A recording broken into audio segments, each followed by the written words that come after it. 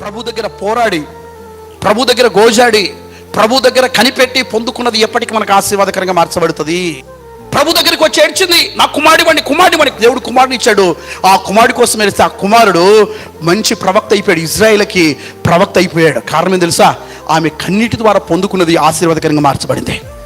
ఈరోజు నువ్వు కన్నీటి ద్వారా నువ్వు ఏది పొందుకున్నా, ఉపవాసం ద్వారా ఏది పొందుకున్నా, ప్రభు దగ్గర అడిగి ఏది పొందుకున్నా నేను చెప్పగలుగుతాను, దాని ద్వారా నువ్వు ఆశీర్వదించబడతావు, దాని ద్వారా నువ్వు దీవించబడతావు. బలహీనంగా వచ్చింది, బలము లేకుండా వచ్చింది, ఏడుస్తూ వచ్చింది, దుఃఖముతో వచ్చింది, ఎవరికి చెప్పుకోవాలి అర్థం కాకుండా వచ్చింది. కానీ ప్రభు సన్నిధిలో కన్నీరు ప్రభు చూశాడు. చూసిన దేవుడు ఏం చేశాడు తెలుసా? తర్వాత ఏటకి చక్కటి కుమారుని సమూయేలు ఇచ్చాడు. గమనించండి, ఈ సమూయేలుతో కలిపి 6 మంది సంతానం, కానీ 5 మంది ప్రపంచానికి తెలియదు. కానీ ఒక్క సమూయేలు మాత్రం ప్రపంచాన్ని మొత్తం దేవునికి స్తోత్రం కలుగును గాక. అతని వైపు చూసే వ్యక్తిగా మార్చబడ్డాడు.